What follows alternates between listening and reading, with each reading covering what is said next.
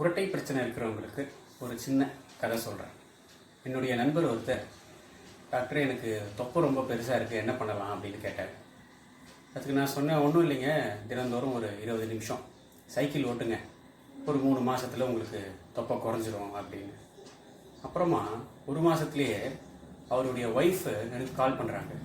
Doctor ரொம்ப சந்தோஷம், thank you doctor, thank you very much அப்படின்னு சொன்னாங்க. எனக்கே கொஞ்சம் ஆச்சரியம். என்னம்மா ஒரு 3 மாதமாச்சும் ஆகுமே, ஒரே மாதத்தில் தொப்பை குறைஞ்சிருச்சா அப்படின்னு கேட்டேன்.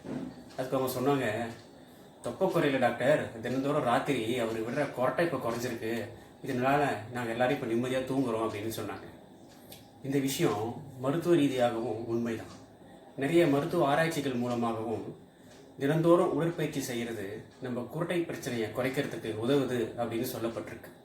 அதனால் குரட்டை பிரச்சனை இருக்கிறவங்க கண்டிப்பாக தினந்தோறும் ஒரு 20 நிமிஷம் சைக்கிளிங் அல்லது ஜாகிங் போன்ற உடற்பயிற்சிகள் செஞ்சுட்டு வந்தீங்கன்னா உங்கள் குரட்டை பிரச்சனையிலேருந்து உங்களுக்கு நல்ல தீர்வு கிடைக்கும்.